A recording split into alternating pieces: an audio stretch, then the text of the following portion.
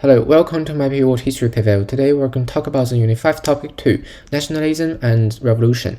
We start from the English Glorious Revolution. When Elizabeth I died in 1603 without an heir, the Tudor line has ended, and the Stuart line began, with Elizabeth's Scottish cousin James I ascending to the throne. His son Charles I agreed to the Parliament's 1628 Petition of Right, but he still refused to consult with Parliament, so he was executed. During the English Civil War, Oliver Cromwell and the parliamentarians rode and feuded with the Royalist Cavaliers. English people were still frustrated by the lack of representation, religious tolerance, peace, and prosperity. Cromwell died in 1658, and 1660 marked the restoration of the Merry monarch Charles II to the throne. Charles II did not inspire confidence, nor did his Catholic-leaning brother James II did. So in 1688, Parliament invited James II's daughter Mary and her Dutch husband William to govern both the Netherlands and England. In the Glorious Revolution, they signed the English Bill of Rights and became the first constitutional monarchs in the world history.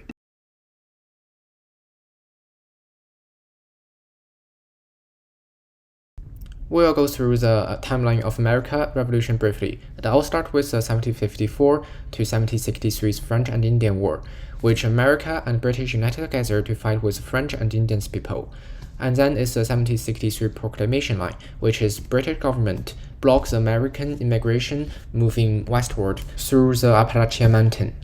And then is the 1765 Stamp Act and Stamp Act Congress, 1770 Boston Massacre, 1773 Boston Tea Party, 1775 Battle of Lexington and Concord, and Olive Branch Petition, which marks the official war between British and America. Then is a 1776 Declaration of Independence, 1777 Battle of Saratoga, which is a turning point, 1781 Battle of Yorktown, which marks the victory of America. 1783 is the Treaty of Paris, which ended the war. 1787 is a Constitutional Convention. Then is 1789 to 1797, which is America's first president, George Washington's presidency. In North America, in the 7 Years' War, or French and Indian War, the British and American colonies defeated the French and the Indians. In Asia, British also took India. However, after the victory, colonies had to pay more in taxes and stay eastward of the Appalachian Mountains. They asked for more representation, and they engaged in more westward migration. After the 1770 Boston Massacre and 1773 Boston Tea Party, the Patriots were willing to independence, while the Loyalists preferred to stay with British. And here is more details about the American Revolution. In April 1775, the American Revolution started with the Battle of Lexington and Concord, and in July the Second Continental Congress met in Philadelphia to appeal to King George III in an Olive Branch Petition. In 1776, after no response, the Founding Fathers wrote the Declaration of Independence. In September 1777, the Patriots won the Turning Point Battle of Saratoga, New York. After that, the Spanish, Dutch, and French joined the Allied. In October 1781, the Patriots won the decisive Battle of Yorktown, Virginia. The Treaty of Paris was signed in 1783, which ended the war. The Continental Army General George Washington became the first president in 1789, and all 13 colonies turned state ratified the Constitution written by James Madison. We will go through the Latin American Revolution briefly. Toussaint Louverture, a former slave, led a revolt in Haiti against the French. Miguel Hidalgo, a priest, led a revolt in Mexico against the Spanish. And Simon Bolivar and José de San Martin, the Creoles, which is a Latin American-born Spanish white, led a series of revolts in South America against the Spanish. Also, Haiti is the first officially independent modern nation with a majority population of black people. We also have the French Revolution from 1780 to 1799.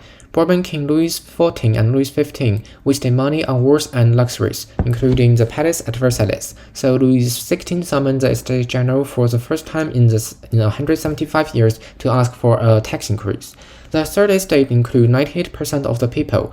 They demanded greater representation in government from the First Estate and the Second Estate, the clergy and the nobles.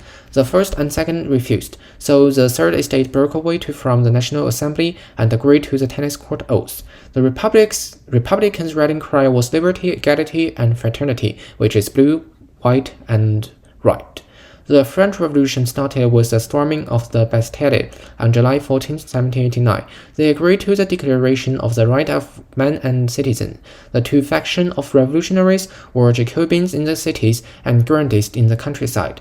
The revolution became extreme when the monarch and the enemy of the Republic were executed by guillotine. 15,000, including Louis XVI and Marie Antoinette, also died in the Reign of Terror. George Danton, the leader, Jean-Paul Marat, the propagandist, and Maximilien Robespierre, the executioner, also died in the revolution. After the revolution, that is Napoleon. The French Revolution ended when Napoleon Bonaparte named himself emperor. Enacting reform included equality under the law, religious tolerance, and the right to choose professions. However, women had fewer rights under the Napoleonic Code. Napoleon tried to take over Europe, but never conquered Russia or England. In 1812, Napoleon tried to invade Russia, but lost 19% of his army and was exiled to Elba. In 1815, he tried to return to power, but the Duke of Wellington and the British army defeated the French army at Waterloo in Belgium. There ended his continental conquest, and he was exiled to St. Helena. After the fall of Napoleon, European leaders, with Austrian Minister Clemens von Metternich presiding, met at the 1815 Congress of Vienna to preserve their power and prevent war. In credit of this concert of Europe, it makes the European countries play relatively peace, lasted until the World War I. After the series of failed republics, Napoleon Bonaparte's nephew, Louis Napoleon, became the first president of France in 1848, but they still fought into the 1870s. We also have the Enlightened Monarch and Austro-Hungarian Empire. Enlightened Monarch includes Frederick II, the Great of Prussia, Catherine II or Ekaterina, the Great of Russia, and Joseph II, the Great of Austria. He is actually a great, but his successor wrote back his reforms. The Austro-Hungarian Empire located at Balkan.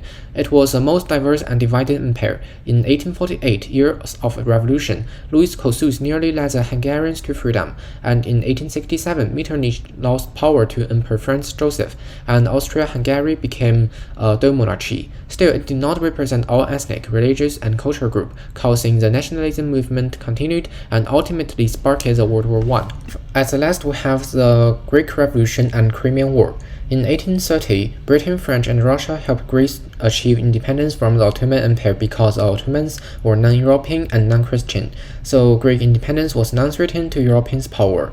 And in 1854 to 56, Crimean War, the Christian European powers did not help Russia take control of Palestine and the Dardanelles Strait between the Black Sea and Mediterranean. In fact, they helped the Ottomans to prevent Russia enter the Mediterranean Sea because they are afraid the Russian Black Sea fleet will make a threat to Europeans.